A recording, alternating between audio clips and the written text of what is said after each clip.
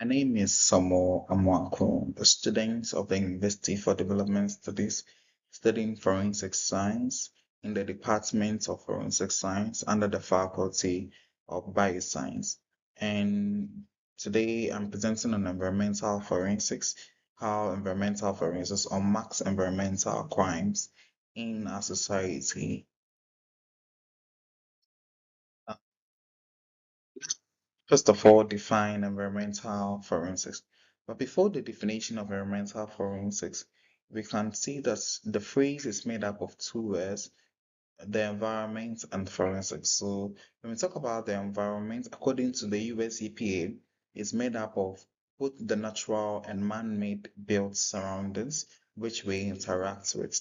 And forensic science is the application of scientific principles to solve questions related to law.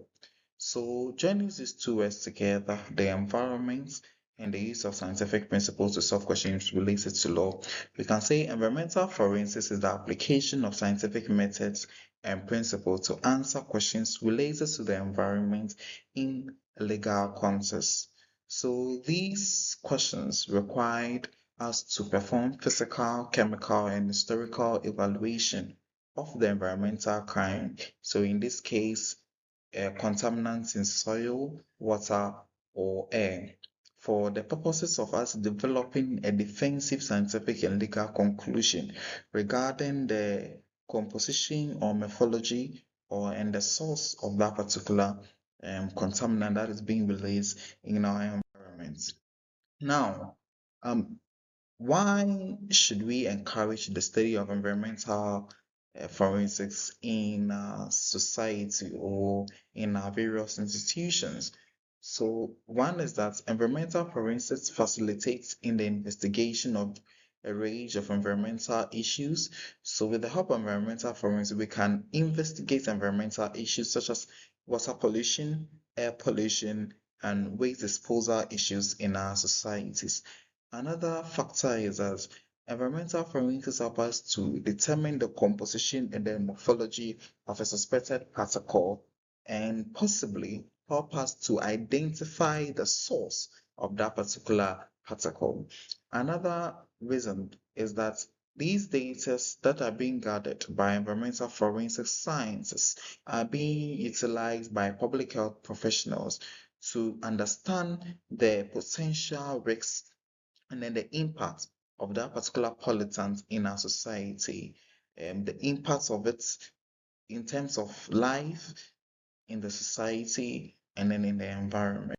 All right, so let's take a look at the techniques used by environmental forensic scientists to investigate contaminants or pollutants in our society. So we have chemical fingerprinting. This is when we use chemicals to analyze the unique composition of the pollutants or the contaminants in the society. We have isotopic analysis. This involves the use of stable isotopes to trace the origin of the contaminant, which will help us to identify the source of the contaminant. We have the chemical profiling. This is when we chemically analyze the characteristics of the contaminant in order to determine the signature or the composition of that particular contaminant. And we have historical data and area photography. This is when we review the historical um, changes of the environment. That is, will help us to establish the presence and then the time of the environmental change in the particular environment. And then the use of indicator analysis.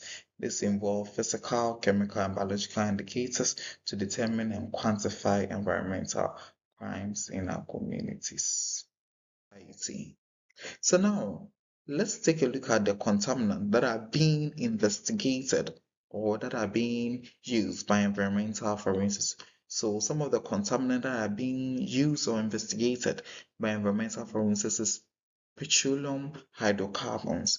So these are organic compounds that are derived from fossil fuels. And another is heavy metals. So heavy metals in our water that such as mercury, lead, or arsenic from industries. These contaminants are being investigated by environmental forensics scientists to determine the composition and then the morphology of this contaminant. And chlorinated solvents. So this are organic compounds that contains chlorine and mostly used in industrial processes. So these chlorinated solvents are being investigated or are being analyzed by environmental forensic scientists. So in order to make sure that these solvents are not polluting our environment or are not causing harm to our environment. And then the use of industrial chemicals too. So this involves various industrial chemicals that are being manufactured by various industry. So these chemicals are being analyzed by environmental forensic scientists in order to determine the composition and the morphology of these particles. All right. So what questions do environmental forensic scientists seek to provide answers to? So we seek to provide answers to what are the contaminants? So what contaminants are we dealing with? Where are they coming from? The source of the contaminant? Who caused the contaminants? So who produced them? How did they come about? And then how did the contaminants occur? And then the last one is, are they dangerous to us as individuals in the society, or they are not? In summary, environmental forensics involves the application of scientific methods and principles to investigate environmental crimes.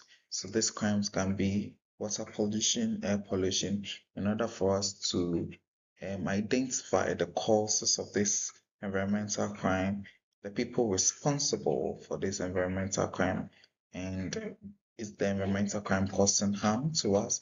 And these techniques involve the use of chemical fingerprinting, chemical profiling, historical investigation of the environment. This is a list of my reference material, Introduction to Environmental Forensics, and then some other sources that we can follow up to know more about environmental forensics. Thank you.